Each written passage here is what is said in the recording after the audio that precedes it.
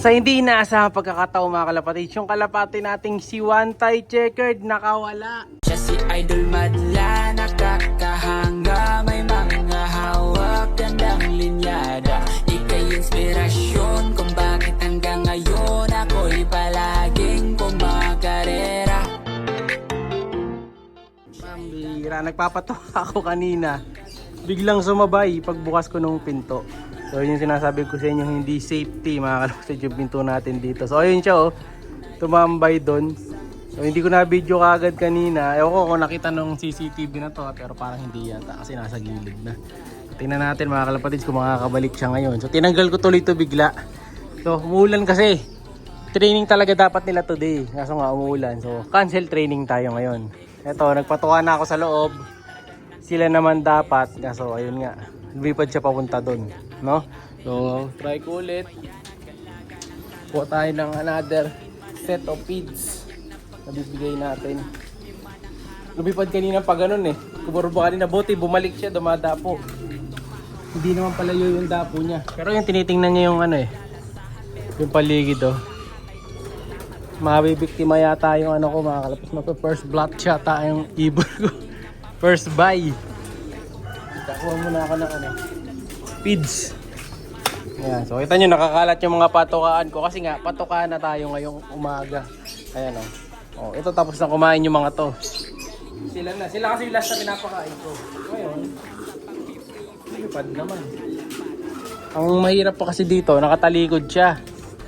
Pero ayan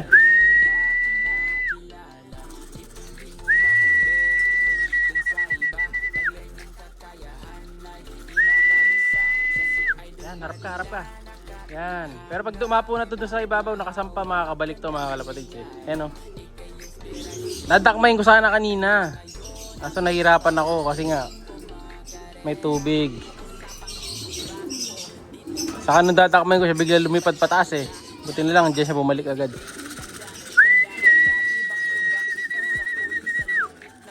Ayan, lilipat naman. Sige, ayun. Ay, pwede ko nang takmayin to dito. Kung aalis. Kung aalis dyan. Huli na to dito. Huwag lang aalis to. Yes! Nahuli natin mga kapatids. Ay, dito natin siya padaanin. Oops, dito ako na damaan. Para di na siya lumipad. Yan! Oh, ayun. Mabira.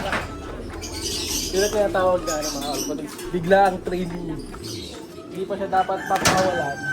Napakawalan siya bigla. Pero matalino siya ha. Alam niyang targetin yung kulungan ha. Lumipad na siya ganun kanina eh. Buti nakabalik. So ganyan kasi style nila. So pag magpapatoka ako, bubuksan ko, lalapit yung isa. Tumakbo bigla eh. Pag ganun dito lumusot eh. Kasi nga masyado malaki ang pito. So masyadong busy. Ayan, kita nyo isa. Ayan ganyan ang ginagawa nila. Sumasalubong. Ang laki na rin kasi ni Checkered tsaka ni Blue Bar. Hindi natin mapakulan. Gawa ng tuloy-tuloy ang ulan mga kalapatids. Ayan kita nyo nagwawala Kaya nga ito may alambre yan dito. 3 alambre yan. Ayan may isa pa dito yan. So pag lalak mo yan, sisikwatin mo lahat. Para kahit tulak nila, hindi makalabas. Pero na lang ko talagang gustong tumakas kasi kahit dito makakalabas yan mga kalapatids. Yung mga matatalinong kalapati na kaya lumabas dito. So balikan ko na lang to. At least nakabalik siya. Putik na doon. Kinabahan ako doon mga kalapatids. So ito tapos na kumain yung mga to. Tubig na. So preparation na kasi ako sa breeding.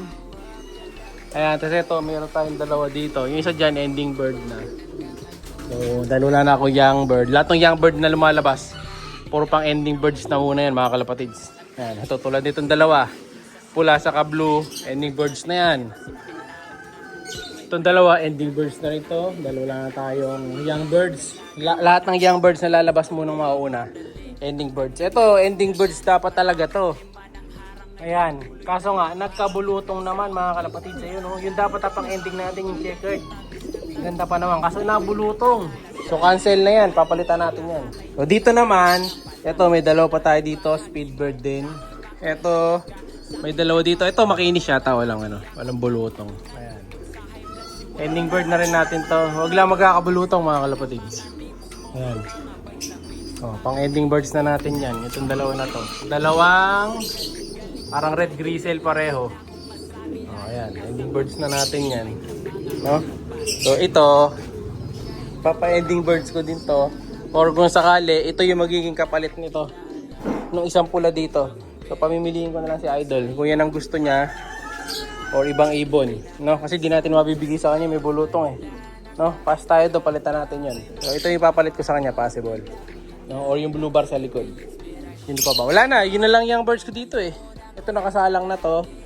Ito rin nakasalang na. So pinag-iwalay natin para hindi mag-away. Marami na mga space eh. So yan ang mga ending birds ko. Pero yun nga, buti na lang nasanay yung ibon natin. No? So ayan, nakabalik sila. Kompleto na, panatag ang loob ko. Tik na ako dun. So papainom ko naman ngayon pala is yung pang antay sa atay. No? So kunin ko muna yung mga patoka. Ito yung natitira natin every morning. Mga natitira to ng mga breeder saka ng mga young birds. So, ginagawa ko dito, ito ipapakain ko sa bantam. Kasi ito tatabi ko na. Tapos na to. Kuha tayo ng painom para sa kanila. Balikan ko kayo. Swerte pa ako mga kalapatids at gutom yung ibon ko kaya nakabalik pa siya. Pero kung ito busog-busog, di na uwi ito. Swerte pa rin. Lagyan na natin to. Lagyan na natin yung kanilang tubig at uhaw na sila. Yan, kita nyo, napakadami natin pagdadaanan bago mabuksan yung kulungan, di ba? 3 patong na clip ng alambre yan. Walang kawala to eh. Pag lang talagang bubuksan, ayan, kita nyo, lumalabas sa si blue bar, oh. Yan, ganyan-ganyan yung ginawa niyan. Siya pa to, yung nanay nila, mga kalapatids eh.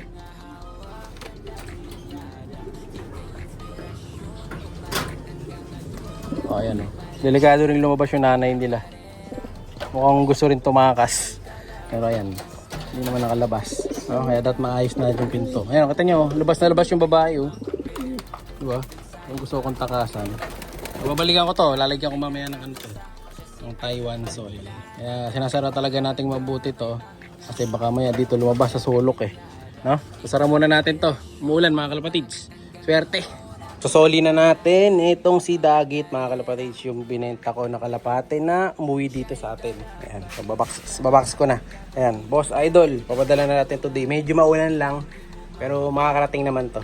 Ayan, subukan natin ideal para medyo iwas stress. Thank you! Siya'y kalapatistang napakagaling na kinakilala. Ipong di mo makompare dun sa iba.